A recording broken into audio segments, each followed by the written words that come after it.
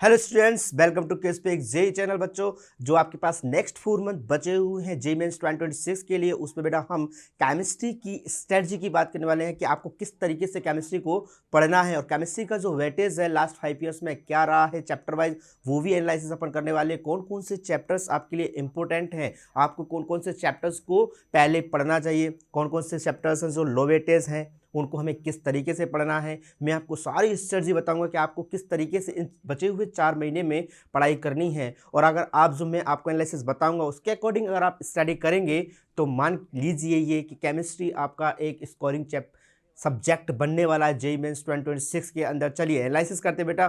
देखो, एक टेबल बनाई है मैंने। देखो यहाँ पे चैप्टर वाइज है, इधर इस टेबल के अंदर चैप्टर दे रखे हैं। यहाँ पे 21 से 24 का जो एवरेज है क्वेश्चंस का वो दिया हुआ है। यहाँ पर क्वेश्चंस पर शिफ्ट इन जनवरी 2025, जो जनवरी 2025 हुआ है उसके अंदर पर शिफ्ट में किस टॉपिक का क्या एवरेज रहा है क्वेश्चंस का, वो भी हमने यहाँ पे लिखा हुआ है ताकि हमें पता लग जाए कि कौन सा चैप्टर हमारे लिए इम्पोर्टेंट है, हमें किस किस चैप्टर को पहले पढ़ना है और डीप उसकी स्टडी करनी है। चलिए देखते हैं।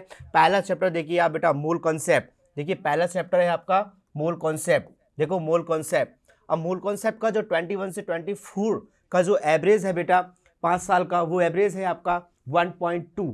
क्या है बेटा क्वेश्चन का एवरेज? 1.2 एवरेज है। और यहाँ पर अगर मैं पर शिफ्ट की बात करूँ 2025 जनवरी अटैम्प्ट में, इसके ऑल शिफ्ट्स में पर शिफ्ट एवरेज क्या रहा है? 1.7 एवरेज रहा है। मतलब सर इसका अच्छा खासा एवरेज है मोल कॉन्सेप्ट का। तो मोल कॉन्सेप्ट आपके लिए एक इंपॉर्टेंट चैप्टर हो जाता है। जी हाँ बिल्कुल, ये एक इंपॉर्टेंट चैप्टर है बेटा। यहाँ से जो आपसे क्वेश्चन पूछे जाते हैं वो क्या क्या पूछा जाता है आपसे? या तो वो लिमिटिंग रिएजेंट का क्वेश्चन पूछेगा आपसे यहाँ से, या फिर आपसे स्टोइकियोमेट्री, पता ही होगा आपको, ठीक है, वहां से आपसे क्वेश्चन पूछ सकता है।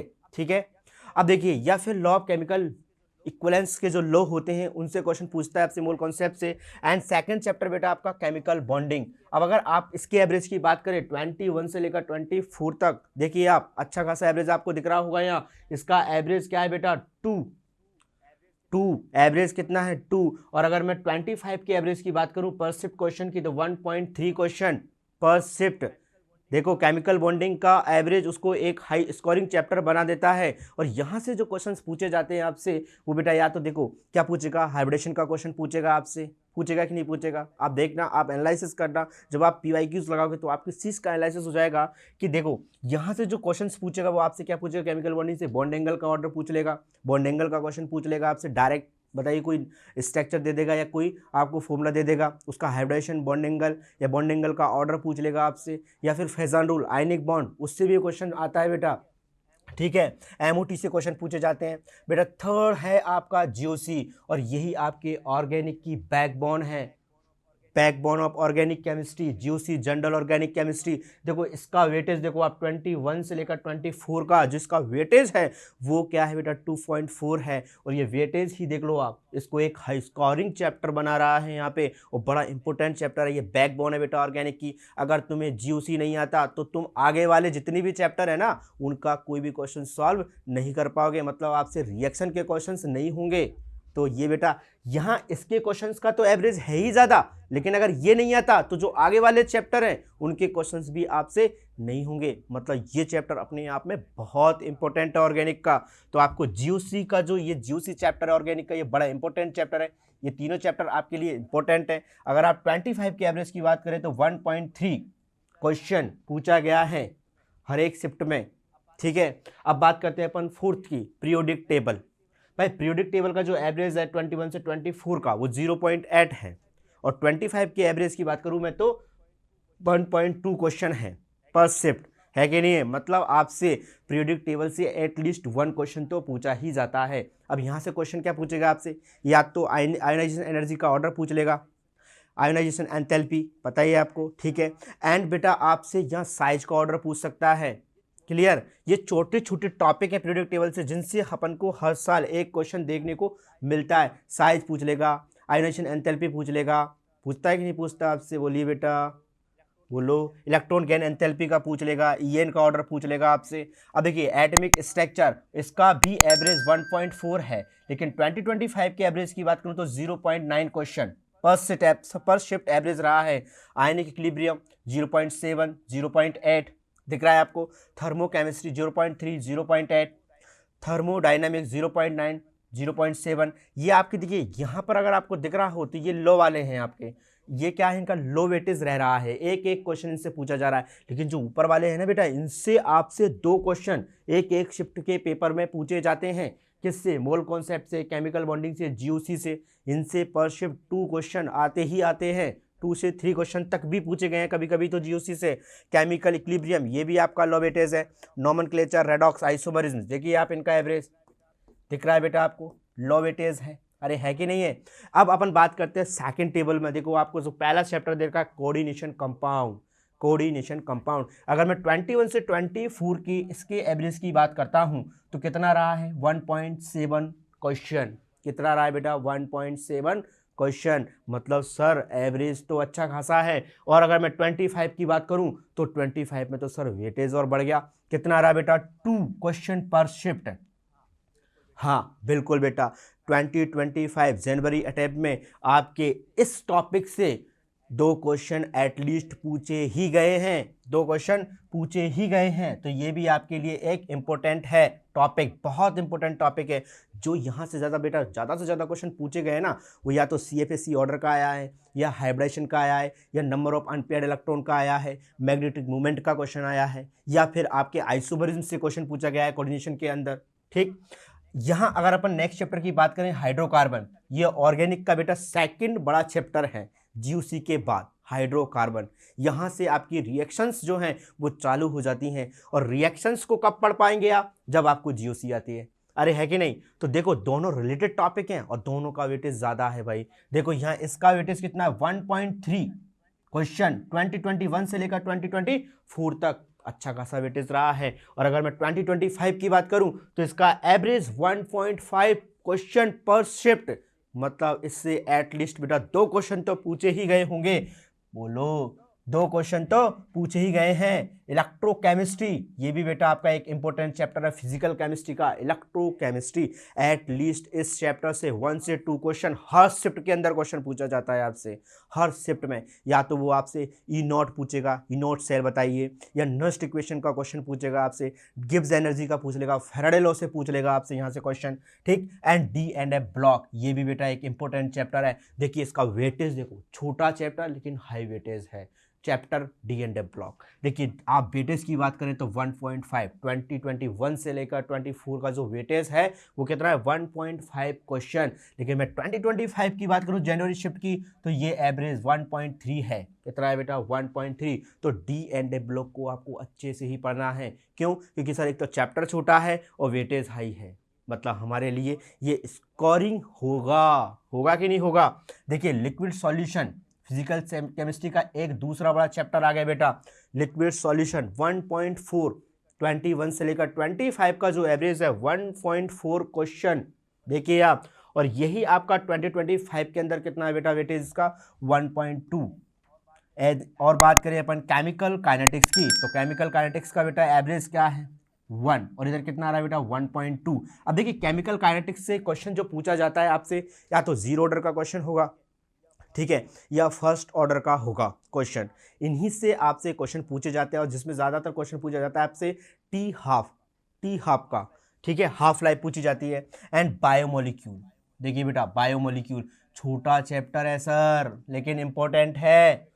क्या है बेटा? ये इंपॉर्टेंट है आपके लिए, 1.1। और इसका 2025 पर जो एवरेज रहा है वो कितना रहा है बेटा? 1 रहा है। मतलब हर शिफ्ट में आपको एक क्वेश्चन तो इस चैप्टर से देखने को ही मिला है और बड़ा सिंपल सा क्वेश्चन मिला होगा आपको। हर शिफ्ट में आपको बड़ा सिंपल क्वेश्चन मिलेगा, लेकिन एटलीस्ट एक क्वेश्चन आएगा ही आएगा। इस चैप्टर के लिए आपको करना क्या है? और बच्चे इसके लिए आपको सिर्फ NCERT को पढ़ना है और PYQs आप जितने हो सके उतने इस चैप्टर के लगा लीजिए 5 ईयर के, ठीक है, लास्ट 5 ईयर के। ये बड़ा इंपॉर्टेंट चैप्टर है, छोटा चैप्टर है लेकिन हर शिफ्ट के अंदर एक क्वेश्चन आपसे पूछा जाता है, इसलिए ये भी आपके लिए उतना इंपॉर्टेंट हो जाता है।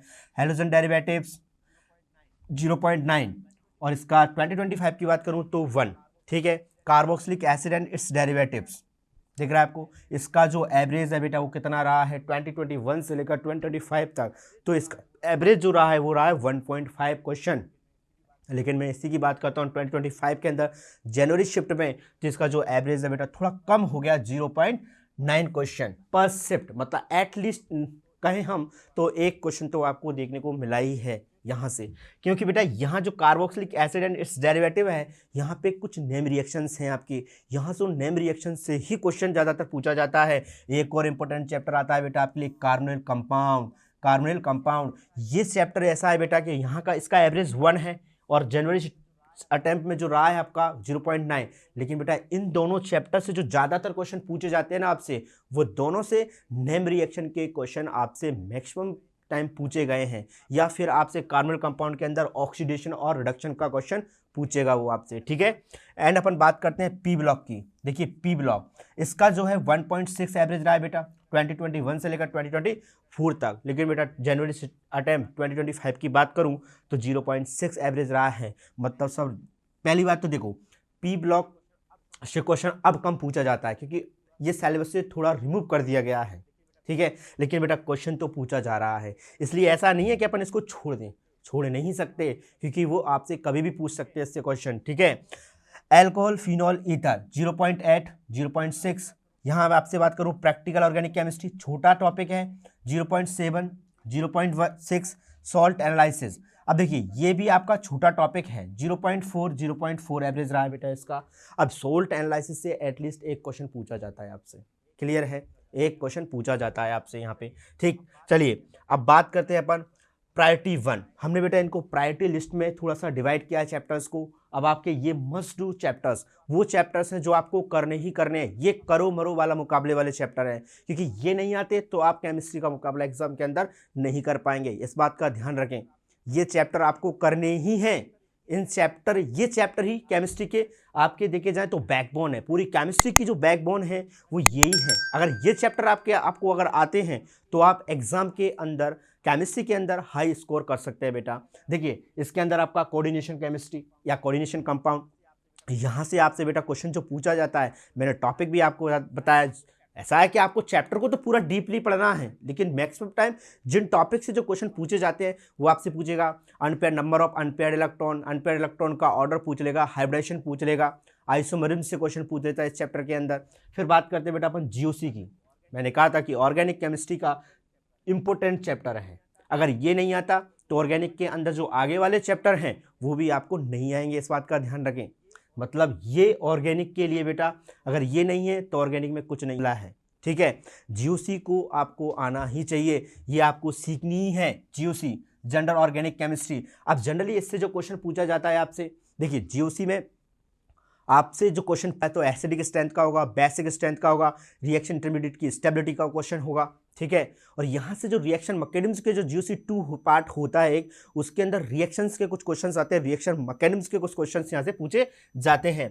केमिकल बॉन्डिंग में आपको मैं बात करूँ तो केमिकल बॉन्डिंग जो है ये बड़ा इंपॉर्टेंट चैप्टर है, इसका वेटेज भी अपन ने देखा 2 था कि नहीं था। मतलब सर हर शिफ्ट के अंदर 2 से 2 तो मिनिमम क्वेश्चन है, 2 क्वेश्चन तो पूछे ही जाते हैं, कभी कभी 3 क्वेश्चन भी यहाँ से आ जाते हैं, 2 से 3 क्वेश्चन, ठीक है। केमिकल बॉन्डिंग के अंदर, केमिकल बॉन्डिंग में आपसे क्या पूछेगा, हाइब्रिडेशन का क्वेश्चन पूछेगा बेटा, वो ज़्यादातर यही पूछता है, या आपसे आयनिक बॉन्ड पूछेगा, आयनिक बॉन्ड में क्या पूछेगा आपसे, फैजान रूल का क्वेश्चन पूछेगा, पोलराइजेशन का क्वेश्चन पूछ लेगा, वहाँ से आपसे पूछेगा कि नहीं पूछेगा, एमओटी का क्वेश्चन पूछ लेगा आपसे, ठीक है। एमओटी में जो क्वेश्चन ज़्यादातर आता है बेटा वही मैग्नेटिक मूवमेंट का आएगा, पैरामैग्नेटिक डायमैग्नेटिक का क्वेश्चन पूछा जाता है आपसे, ठीक। अगर मैं बात करूं मूल कॉन्सेप्ट से बेटा 2 क्वेश्चन हर शिफ्ट के अंदर पूछे जाते हैं। हाइड्रोकार्बन्स बेटा 2 क्वेश्चन इससे भी पूछे जाते हैं हर बार। इलेक्ट्रोकेमिस्ट्री बेटा 1 से 2 क्वेश्चन इससे आते हैं। डी&एफ ब्लॉक हर शिफ्ट के अंदर बेटा आपको एक क्वेश्चन, मिनिमम एक क्वेश्चन तो आपको डी&एफ ब्लॉक से मिलेगा ही मिलेगा, और इससे भी आपसे जीओसी से भी 2 से 3 क्वेश्चन यहाँ पूछे जाते हैं। यहाँ कोऑर्डिनेशन से फिक्स है बेटा, मिनिमम 2 क्वेश्चन तो आएंगे ही आएंगे, क्लियर है, ठीक। अब आपको बेटा प्रायोरिटी 2 इंपोर्टेंट चैप्टर, ये ऐसे चैप्टर हैं जो आपको पढ़ने ही हैं, इंपोर्टेंट चैप्टर, वो चैप्टर से जो आपको करने ही हैं, अगर वो नहीं है तो केमिस्ट्री में कुछ नहीं है भाई, वो करो मरो वाले हैं। मिनिमम आपको वो टॉपिक तो आने ही चाहिए केमिस्ट्री में अगर आपको एक अच्छा सम्मानजनक स्कोर करना है तो। अब बात करते हैं अपन इंपॉर्टेंट चैप्टर की। देखिए इंपॉर्टेंट चैप्टर जो है आपका लिक्विड सॉल्यूशन, एटलीस्ट हमने देखा था कि सर लिक्विड सॉल्यूशन से एटलीस्ट 1 क्वेश्चन हर शिफ्ट के अंदर आपको मिलेगा ही मिलेगा बेटा देखने के लिए, मिलता है कि नहीं मिलता। अगर केमिकल काइनेटिक्स की मैं बात करूं तो यहाँ भी मुझे 1 क्वेश्चन इससे भी मुझे मिलता ही मिलता है, एटलीस्ट 1 क्वेश्चन या 2 क्वेश्चंस भी हमें यहाँ पे देखने को कभी कभी मिल जाते हैं केमिकल काइनेटिक्स से। ठीक है, इससे आपसे वही ऑर्डर ऑफ रिएक्शन का क्वेश्चन पूछेगा, फर्स्ट ऑर्डर जीरो ऑर्डर की रिएक्शन का पूछेगा, या इंटीग्रेटेड रेट लॉ का आपसे क्वेश्चन यहाँ पूछा जाता है। पीरियोडिक टेबल भी बेटा एक क्वेश्चन, मिनिमम एक क्वेश्चन से पूछा ही जाता है। हर शिफ्ट के अंदर आपको पीरियोडिक टेबल का एक क्वेश्चन तो देखने को मिलेगा ही मिलेगा। और अगर आप लास्ट 5 ईयर के ट्रेंड की बात करें तो वही या तो साइज का क्वेश्चन पूछेगा, वो आपसे आयोनाइजेशन एंथैल्पी का, इलेक्ट्रॉन गेन एंथैल्पी का, इलेक्ट्रोनेगेटिविटी का आपसे ज़्यादातर पूछे जाते हैं। बायोमोलिक्यूल की बात करूँ, एक क्वेश्चन हर शिफ्ट के अंदर फिक्स है। छोटा चैप्टर है लेकिन इंपॉर्टेंट चैप्टर है। कैसा है बेटा, छोटा चैप्टर है और इंपॉर्टेंट चैप्टर है। और इस चैप्टर के लिए बेटा आपको एनसीईआरटी को बिल्कुल एकदम ये मान के चलिए कि एक एक वर्ड आपको एनसीईआरटी का याद होना चाहिए। क्लियर है। Carboxylic acid and it's derivative, बेटा इससे भी आपसे 1 से 2 क्वेश्चन पूछे जा सकते हैं। जी हाँ, क्यों? क्योंकि इसका एवरेज देखा जाए तो पहले बहुत ज़्यादा एवरेज रहा है, लेकिन 2025 के अंदर थोड़ा सा कम हुआ एवरेज, हुआ कि नहीं हुआ? क्योंकि इससे जो क्वेश्चन आते हैं वो एवरेज देखा जाता है, नेम रिएक्शन का क्वेश्चन ज़्यादातर पूछा जाता है। ऐसे ही आपके एटॉमिक स्ट्रक्चर, इससे भी बेटा एटलीस्ट 1 क्वेश्चन आपसे पूछा जाएगा, या तो वो क्वांटम नंबर से पूछा जाता है, मैक्सिमम टाइम क्वांटम नंबर का क्वेश्चन आता है। और कार्बोनिल कंपाउंड, यहाँ से भी बेटा आपके क्वेश्चन पूछा जाता है। कार्बोनिल कंपाउंड से 1 से 2 क्वेश्चन आपसे पूछे जाते हैं। नेम रिएक्शन का क्वेश्चन आ जाएगा, ऑक्सीडेशन रिडक्शन का क्वेश्चन आपसे वो पूछ लेगा। ठीक, पी ब्लॉक एक क्वेश्चन तो पूछा ही जा रहा है। पहले इसका वेटेज ज़्यादा था लेकिन 2025 के अंदर इसका वेटेज थोड़ा कम हुआ है, लेकिन मिनिमम एक क्वेश्चन आपसे हमेशा आपसे इससे पूछा जा रहा है। Ionic equilibrium, thermodynamics, alcohol and phenol ether, ये चैप्टर्स आपके लिए इंपॉर्टेंट चैप्टर हैं। अगर आपने ये सारे चैप्टर कर लिए तो आप केमिस्ट्री के अंदर हाई स्कोर कर सकते हैं। अब बात करते हैं अपन प्रायोरिटी 3 की। प्रायोरिटी 3 के अंदर वो चैप्टर्स रखे गए हैं बेटा जो लो प्रायोरिटी है, जिनका अगर हम वेटेज की बात करें तो वेटेज एग्जाम के अंदर कम रहता है। ठीक है, अब देखो चैप्टर जैसा आपका हैलोजन डेरिवेटिव्स, चैप्टर थोड़ा बड़ा है, वेटेज कम है, एक क्वेश्चन तो पूछा ही जाता है बेटा यहाँ से। ठीक, थर्मोकेमिस्ट्री, वही आपसे एक question at least. Practical organic chemistry, बेटा यहाँ पीयूसी प्रैक्टिकल ऑर्गेनिक केमिस्ट्री, इससे आपसे एक क्वेश्चन पूछा जाता है। और जो ज़्यादातर आपसे क्वेश्चन पूछा गया है पीयूसी के अंदर, वो आपसे जो पूछा जाता है बेटा वो किससे पूछा जाता है? या तो वो पूछा जाएगा आपसे ड्यूमास मेथड से, ड्यूमास मेथड, या फिर कैसडेल, इससे पूछा जाता है बेटा। अगर मैं केमिकल इक्विलिब्रियम की बात करूं तो बेटा इससे भी आपसे एटलीस्ट एक क्वेश्चन तो पूछा ही जाता है। कुछ शिफ्ट में हमें देखने को मिलता है कि इससे एटलीस्ट एक क्वेश्चन तो आता ही है। लेकिन बेटा अब देखो, ये जो चैप्टर आपको दिख रहे हैं नीचे के चारों चैप्टर, ये ऐसे चैप्टर हैं जो छोटे छोटे चैप्टर हैं, लेकिन आपको इनसे एक बार को क्वेश्चन नहीं मिलेगा देखने को किसी शिफ्ट में। लेकिन ये 4 चैप्टर ऐसे हैं कि इनसे आपको हर एक शिफ्ट के अंदर एक एक क्वेश्चन तो आपको मिनिमम देखने को मिलने ही वाला है। मिलेगा, छोटे चैप्टर लेकिन मिलेगा। देखिए यहाँ आपका जो है सॉल्ट एनालिसिस, एक क्वेश्चन नोमेनक्लेचर, आईयूपीएसी नोमेनक्लेचर। अब देखो नोमेनक्लेचर में या तो आपसे आईयूपीएसी नाम पूछेगा, स्ट्रक्चर दे देगा, नाम पूछ लेगा, या फिर इससे बेसिक्स जो ऑर्गेनिक के हैं, हाइब्रिडेशन का क्वेश्चन हो गया, ये आपसे पूछ लेता है। डिग्री ऑफ कार्बन का पूछ लेगा, डिग्री ऑफ अनसैचुरेशन का पूछ लेगा। ये क्वेश्चंस आपसे यहाँ से पूछे जाते हैं नोमेनक्लेचर से। रेडॉक्स रिएक्शन से बेटा एटलीस्ट एक क्वेश्चन आता है, या तो इसको इलेक्ट्रोकेमिस्ट्री के साथ पूछ लेता है वो। ठीक है, आइसोमरिज्म, एक क्वेश्चन आपको यहाँ से मिलेगा ही मिलेगा आइसोमरिज्म से। और जो ज़्यादातर देखा जाता है नंबर ऑफ स्टीरियो आइसोमर्स का क्वेश्चन वो ज़्यादा पूछता है आपसे। ये क्वेश्चन बार बार पूछा जाता है आपसे। कोई भी फॉर्मूला दे देगा, बताओ नंबर ऑफ आइसोमर कितने होंगे, टोटल आइसोमर कितने होंगे, टोटल स्टीरियो आइसोमर्स कितने होंगे, टोटल स्ट्रक्चरल आइसोमर्स कितने होंगे। ये क्वेश्चन आपसे क्लियर है।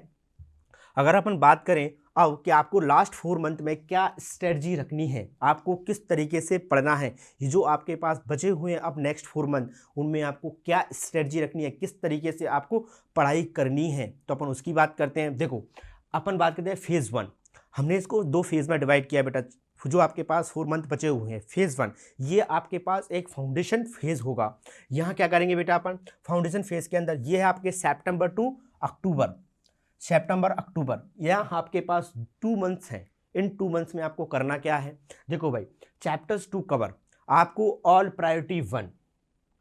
एक बात याद रखें आप, जो आपके पास फाउंडेशन फेज है इसके अंदर प्रायोरिटी 1 मस्ट डू वाले जो चैप्टर्स हैं वो सारे की सारे चैप्टर्स आपको अच्छे से स्टडी करने ही हैं क्योंकि उनका जो वेटेज है वो हाई है। चैप्टर्स एंड द प्रायोरिटी 2 वाले जो चैप्टर हैं आपके वो भी आपको बेटा तैयार करने हैं। यहाँ पे प्रायोरिटी 1 और प्रायोरिटी 2 के जो चैप्टर्स होंगे लाइक जैसे atomic structure, liquid solution, chemical kinetics, P block, coordination compound, chemical bonding, है कि नहीं, आपको इन चैप्टर्स को करना ही है। अब देखो प्रायोरिटी 2 में से आपको ये चैप्टर करने हैं भाई, लाइक इनको तो आप कर ही लें एटलीस्ट, और प्रायोरिटी 1 के तो आपको सारे चैप्टर्स करने हैं प्रायोरिटी 1 के, ठीक है। और प्रायोरिटी 2 में से आप इन चैप्टर्स को इनके साथ करें, इन 2 मंथ्स में एटलीस्ट इतना आप करें और इनकी एक डीप स्टडी करें, अच्छे से इनको स्टडी करें बेटा, ठीक। और करना क्या है, मेथड क्या रहेगा आपके स्टडी का। देखो भाई केमिस्ट्री के अंदर अगर अपन ट्रेंड की बात करें तो एनसीईआरटी ही अपने पास एक ब्रह्मास्त्र है। एनसीईआरटी से ही देखो, एनसीईआरटी आपको पढ़नी है क्योंकि कुछ क्वेश्चंस सीधे एनसीईआरटी से पूछे जाते हैं, तो एनसीईआरटी हमारे लिए ब्रह्मास्त्र। पहला काम एनसीईआरटी को पढ़ना है, तो अपन को क्या करना है बेटा, प्राइमरी सोर्स एनसीईआरटी यही इस एग्जाम का ब्रह्मास्त्र है केमिस्ट्री के अंदर। अगर ये करोगे तो आप हाई स्कोर अचीव करोगे, ये बात क्लियर है, ठीक। फिर सप्लीमेंट्री सोर्स क्या रहेगा भाई, कोचिंग नोट्स। क्या रहेगा बेटा, कोचिंग नोट्स। आप जिस भी टीचर से पढ़ रहे हैं उसकी नोट्स आपकी बड़े इंपॉर्टेंट हो जाते हैं बेटा। आपको क्या करना है, सप्लीमेंट्री सोर्स के अंदर कोचिंग के नोट्स को आपको पढ़ना है, टीचर के नोट्स को अच्छे से पढ़ना है, ठीक। और साथ के साथ आप क्या करें, इन 2 मंथ्स में कोशिश करें कि आप इन इंपॉर्टेंट जो चैप्टर हैं आपके, जो हाई स्कोरिंग प्रायोरिटी 1 के जो चैप्टर हैं उनके शॉर्ट नोट्स आप तैयार कर लें। अगर आपने नहीं किए हैं तो आप इस टाइम में शॉर्ट नोट्स तैयार कर लें, ये बात याद रखें। ऑर्गेनिक के अंदर आप केमिस्ट्री में क्या करेंगे, ऑर्गेनिक के अंदर आप एक चार्ट बनाएं नेम रिएक्शन का, नेम रिएक्शंस को उसके अंदर लिख लें, ठीक है, इंपॉर्टेंट। अब आप फिजिकल के अंदर क्या कर सकते हैं, फिजिकल के अंदर आप फॉर्मूला शीट बना सकते हैं। इससे क्या होगा कि लास्ट टाइम में आप जल्दी जल्दी रिवाइज कर सकते हैं फॉर्मूला को, ठीक। तो कोचिंग नोट्स पढ़ने हैं, ठीक, प्लस यहाँ आप क्या बना लें बेटा, शॉर्ट नोट्स बना लें, साथ के साथ शॉर्ट नोट्स बना लें इन चैप्टर्स के, ताकि आपको जब लास्ट मोमेंट आएगा, जब आप टेस्ट पेपर दे रहे होंगे तो आप जल्दी जल्दी चीज़ों को रिकॉल कर पाएंगे, ठीक। फिर क्या करना है बेटा, इमीडिएट असेसमेंट। अब आपने जो पढ़ाई करी है या इन चैप्टर्स को आपने पढ़ा है तो इनका इमीडिएट असेसमेंट कैसे करेंगे, अब आप करना ही, आप क्या करेंगे, चैप्टर वाइज टेस्ट देने हैं आपको, यहाँ पे चैप्टर वाइज टेस्ट देने हैं। अब आपको करना क्या है, जैसे आपका चैप्टर कंप्लीट हुआ उस चैप्टर का आप चैप्टर टेस्ट दे, टेस्ट देने के बाद उसका एनालिसिस करना है आपको बैठकर। ये एनालिसिस करना है कि सर मुझसे गलती कहाँ हुई है, मेरे से किस टॉपिक का कौन सा क्वेश्चन गलत हो रहा है। फिर आपको क्या करना है, उस टॉपिक को वापस पढ़ना है, ताकि आप जब एंड में पहुंचेंगे तब तक आपके पास गलतियां करने का मौका नहीं रहना चाहिए। आपको गलतियां लास्ट में जाकर नहीं करनी है, इस बात का विशेष ध्यान रखो। इसीलिए आप क्या करेंगे, यहाँ जो चैप्टर आप पढ़ते जा रहे हैं उनके चैप्टर वाइज टेस्ट देते रहें आप, और आप चैप्टर वाइज टेस्ट दें तो उस चैप्टर वाइज टेस्ट को देने के बाद उसका एनालिसिस बहुत ज़रूरी है, उसका एनालिसिस बहुत ज़रूरी है। और उसमें ये देखें कि आपने गलती कहाँ की है, किस टॉपिक का क्वेश्चन आपसे बार बार गलत हो रहा है, ठीक। और उस टॉपिक को आपको फिर उसी टॉपिक को अच्छे से पढ़ना है वह, क्योंकि बाकी के टॉपिक का तो आपका असेसमेंट भाई आपने एनालिसिस कर लिया ना टेस्ट पेपर से कि हाँ यह मेरे कंप्लीट हो गए, आपको एक कॉन्फिडेंस आएगा कि हाँ ये मेरे कंप्लीट है। अब मेरा इस टॉपिक का क्वेश्चन गलत हो रहा है तो मुझे इस टॉपिक को वापस से पढ़ना है, क्लियर। चलिए नेक्स्ट बात करते हैं अपन टेस्टिंग फेज 2। टेस्टिंग फेज रहेगा बेटा ये आपके लिए, टेस्टिंग फेज है आपका कौन सा, फेज 2। यहाँ के आपको क्या करना है, देखो नवंबर टू दिसंबर, अब हमने जो 2 महीने पढ़ाई की है ना उसके हमें अब टेस्ट पेपर्स और ज़्यादा से ज़्यादा देने हैं। Chapter 2 cover, remaining priority 2। अब देखो हमने वहाँ प्रायोरिटी 2 के कुछ चैप्टर पढ़े थे कि नहीं बचे, अब कुछ चैप्टर हमारे बचे कि नहीं बचे, तो उन रिमेनिंग चैप्टर्स को आपको यहाँ आपको नवंबर टू दिसंबर के अंदर कंप्लीट करना है। और प्रायोरिटी 3 जो लो वेटेज वाले चैप्टर्स थे आपके उनको भी यहाँ पे आपको पढ़ना है। और जो लो प्रायोरिटी 3 वाले हैं इनके लिए आप क्या करें बेटा, बोलो, एक तो एनसीईआरटी पढ़ लें, ठीक, और क्या करें, सब PYQ last 5 year, last 5 year के PYQs सॉल्व कर लें, ठीक है। इतना तो एटलीस्ट आपको प्रायोरिटी 3 के लिए करना ही है, क्योंकि देखो लास्ट 5 ईयर के क्वेश्चंस एनसीईआरटी पढ़ने के बाद आपको एनालिसिस हो जाएगा कि क्वेश्चन कैसा आता है, और आपको ट्रेंड भी पता लग जाएगा इन चैप्टर्स का, तो वो जो एक क्वेश्चन आएगा आपसे वो भी गलत नहीं होगा, आप उसे भी सही करके आएंगे। ठीक, तो अब आपको क्या करना, along side full syllabus test, और फिर आपको साथ के साथ क्या करना है बेटा, फुल सिलेबस टेस्ट भी देते रहने हैं इन 2 मंथ्स के अंदर। अब आपके यहाँ पर जो आपके स्टडी का मेथड क्या रहने वाला, मेथड ऑफ स्टडी क्या रहने वाला, for remaining P2 P3 chapters efficient completion, मतलब आपको बेटा जो प्रायोरिटी 2 वाले हैं, प्रायोरिटी 2 वाले जितनी भी चैप्टर्स हैं उनकी क्या करनी बेटा, डीप स्टडी करनी है, डीप स्टडी करनी है, डीप स्टडी अपन को यहाँ इनकी करनी है। और आपके जो प्रायोरिटी 3 वाले चैप्टर हैं उनका मैंने आपको बता ही दिया, आपको क्या करना है, एनसीईआरटी को पढ़ना है और लास्ट 5 ईयर के PYQs आपको यहाँ पर सॉल्व करने हैं इनके। तो और क्या करें बेटा, फॉर ओवरऑल प्रिपरेशन, अब अपन को अपनी पूरी तैयारी को क्या करना है, चेक करना है, तो अपन को मॉक टेस्ट देते रहना है, क्या करना, रेगुलर मॉक टेस्ट देते रहना है, और रेगुलर मॉक टेस्ट में अपन कौन कौन से टेस्ट पेपर देंगे बेटा, एक तो आप बेटा दोगे यूनिट टेस्ट, ठीक है, और एक आप क्या दोगे बेटा, फुल सिलेबस टेस्ट पेपर। और बेटा इन पेपर्स का आप क्या करेंगे, सेल्फ एनालिसिस करेंगे, इन पेपर्स का सेल्फ एनालिसिस भी आपको साथ के साथ करते रहना है कि आपसे किस टॉपिक का क्वेश्चन गलत हो रहा है, उस टॉपिक को आप रिवाइज करते रहें बार बार साथ के साथ में। इस तरीके से आप केमिस्ट्री को अपना एक स्कोरिंग सब्जेक्ट बना सकते हैं जेईई मेंस 2026 के अंदर। अब आपकी हम क्वेस्ट पिक्स कैसे हेल्प कर सकता है वो हम आपको बताते हैं। देखिए बच्चे, क्वेस्ट पिक्स ऐप आपकी किस तरीके से हेल्प कर सकता है। सबसे पहले आपको क्या करना है, प्ले स्टोर पे जाना है और क्वेस्ट पिक्स के ऐप को डाउनलोड कर लेना है बेटा। डाउनलोड करने के बाद अपने नंबर से इसको लॉगिन करना है। लॉगिन करने के बाद आपको हमारे ऐप का इंटरफेस कुछ ऐसा दिखेगा, होम पेज, ठीक है। इसके बाद बेटा आपको कहाँ जाना है, थोड़ा सा स्क्रॉल करेंगे, ये देखिए यहाँ आ गए अपन। अब देखिए यहाँ पे पर्सनलाइज प्रैक्टिस लिखा का जो है, इसमें जाना है आपको। पर्सनलाइज प्रैक्टिस में आप क्या करेंगे बेटा, यहाँ पे आप chapter wise test paper create कर सकते हैं, जनरेट कर सकते हैं, उसका लेवल भी आप डिसाइड कर सकते हैं। देखिए मैंने जैसे क्लिक किया, ये एक डेमो वीडियो है बेटा, डेमो वीडियो है जिसमें देखिए अब आप एग्जाम सेलेक्ट करेंगे जेईई मेंस, और जैसे ऐसा करेंगे नेक्स्ट पे जाएंगे, सब्जेक्ट आपको सेलेक्ट करना है। जैसे मैं केमिस्ट्री सेलेक्ट कर रहा हूँ, केमिस्ट्री में जाना है। केमिस्ट्री में जाने के बाद बेटा यहाँ पे ऑर्गेनिक, फिजिकल, इनऑर्गेनिक में से सेलेक्ट करना है, जैसे मैंने सेलेक्ट किया ऑर्गेनिक, ठीक, नेक्स्ट गया।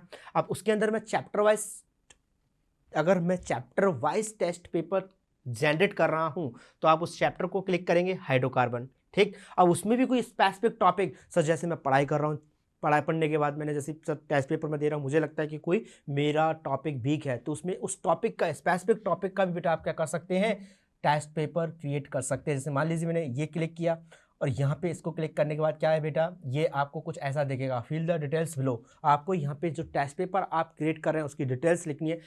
जैसे देखिए टाइम ड्यूरेशन इन मिनट्स, आपको कितने टाइम ड्यूरेशन का पेपर क्रिएट करना है, जनरेट करना है, तो आप क्या कर सकते हैं, मान लीजिए मैंने 20 मिनट टाइम ड्यूरेशन डाल दी। उसके अंदर आपको क्वेश्चन, नंबर ऑफ क्वेश्चंस कितने रखने हैं, मान लीजिए आपको 10 क्वेश्चन रखने हैं, तो 10 क्वेश्चन सेलेक्ट कर लिए। अब यहाँ पर है बेटा सेलेक्ट डिफिकल्टी लेवल, आप खुद ही यहाँ पर अपने टेस्ट पेपर का लेवल भी डिसाइड करेंगे, आपको किस लेवल का पेपर फर्स्ट में देना है। देखिए यहाँ आप कर सकते हैं टफ, मॉडरेट, इजी, जैसे मैंने मॉडरेट क्लिक कर दिया।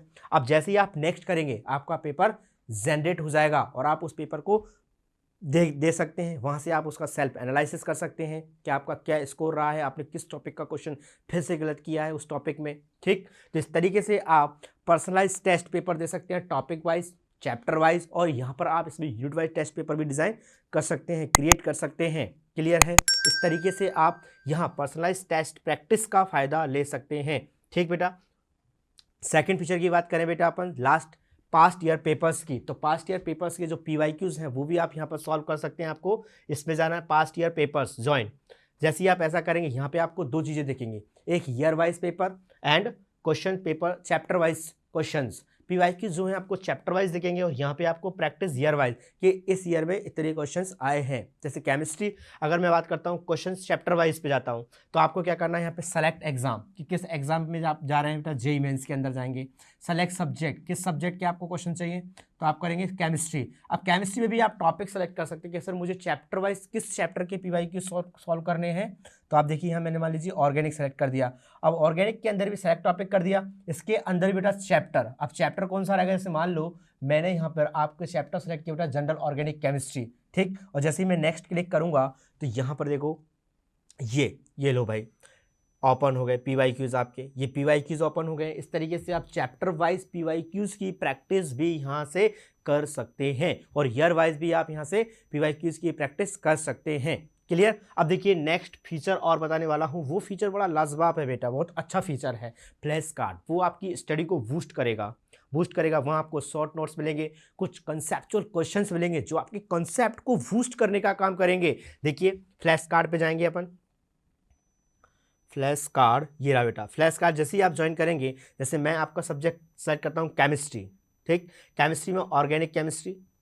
क्लियर। अब देखिए general organic chemistry chapter wise आते हैं। देखिए यहाँ ये क्वेश्चन आपको दिख रहा है, देखिए ये आ गया। अब ये देखिए ये आपका एक कंसेप्चुअल क्वेश्चन है, ये आपके कंसेप्ट को बिल्डअप करेंगे। यहाँ आपको शॉर्ट नोट्स मिलेंगे जिससे आप जल्दी जल्दी रिवीजन कर सकते हैं अपने चैप्टर्स का। और जैसे बेटा यहाँ पे आप टैप करेंगे, यहाँ पे आपको इसका आंसर मिल जाएगा। इस तरीके से आप फ्लैश कार्ड का यूज़ कर सकते हैं और अपनी स्टडी को बूस्ट कर सकते हैं और केमिस्ट्री को अपना एक हाई स्कोरिंग सब्जेक्ट बना सकते हैं JEE Mains 2026 के लिए। Thanks for watching this video. Like करें एंड शेयर करें, सब्सक्राइब करें बेटा चैनल को।